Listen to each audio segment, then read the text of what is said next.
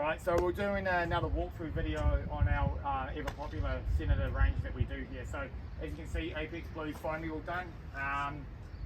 We will start on this boat on the outside, so pretty standard Senator setup for us. It's got the 1020 bow rail, the bump rail. It's got a full wrap in matte grey and carbon fibre, which just makes it look a little bit different. Ocean blue outriggers that we've done, we've installed them, rigged them for the customer, got them all tensioned properly and all that side of it. So that was all pretty simple stuff, pretty simple thing for us here. Sitting on a DMW trailer with twin brakes, stainless brakes as well. So good option for towing and will definitely last. As we're coming down the back, probably the biggest thing about this boat is our new transducer design here. This is boat number 2 with it, and we've had some pretty good results. So at the back we've got obviously zip weights, which are automatic plate tabs, and we've got our 3-in-1 transducer. So that's, we've set that one up for shallow water fishing, side scan, down scan. And as you sort of pop in here, you can see our 2 through-hole transducers. So these are SS175s that are in a low frequency and a high wide. They're also running off an S5100 sounder module as well, just to boost them up. So underwater lights situated under there, and we've got this thing here, which is that's for our drain for our tuner tubes as well. So that sort of gets on that side of the boat. You can see the boat's now by a 300 Suzuki.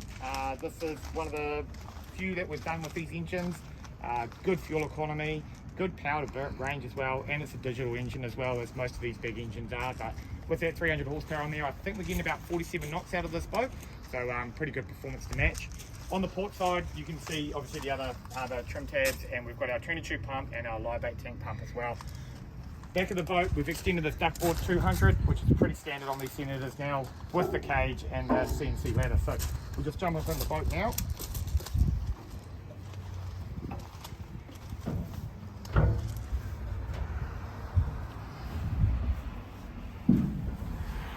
So one of the big changes for these Senators now is that central bait station. It's becoming pretty popular now. Twin walkthroughs is one thing that it allows it for. Good thing that you can do inbuilt tuner tubes in here. And this one here has been optioned just with a slide out drawer. You can do it as a kill bin, but basically the options are up to you on this one really.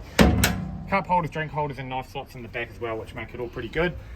In the back here it houses a nice sort of area to put your batteries that are up off the ground. So we've got our battery switch panel here with our circuit breakers and some of our relays as well. Our resettable circuit breakers for like our solar panel and our electric reel. Big start battery, and then we've got another deep cycle battery in there as well. So just making sure that he's got all the power that he needs.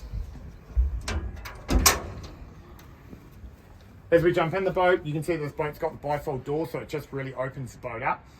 This one is a big game boat, so it's a big day game boat, I should say, sorry. So that's what he's built it around. So this back seat here comes out and sits up against a dinette table, so you can sit facing rear and watch your lures all day. You also obviously have the option of having it like this to have something to eat or have a drink, and you can also drop this table down to here and put the infill fob in, and then you've got a big day around you as well. So it's quite a usable area. He's just opted for some storage under here, and obviously there's some more storage under the footwell as well. On the driver's side, it's got a 12-volt fridge and just some more storage. He's opted for a upholstered 3000 seat, and he's just got another small seat in behind there as well. On the dash, we've got a 16-inch Evo. Obviously we've already got the S5100 sounder module, and it's actually got a NAT2 autopilot as well. We're just controlling that all through the head unit. We're not having the AP44 on the dash. As well on the dash, you've got your Suzuki MFG gauge for all your engine data, and then our zip plate controller as well. Volt gauges are on there, key switch and stuff.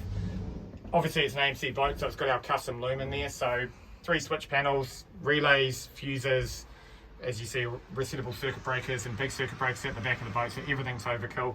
Up the top, Fusion stereo, just a simple one for this guy, and our GME VHF.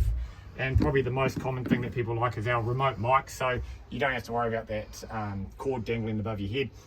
As you open up the front, same thing again, pretty standard layout for these 770s, but it's got the seating up the front that obviously turns into a berth. We've got a toilet as well in there. Our gear storage hammock, which is just great for putting your gear out of the way so you don't have it on the bunks.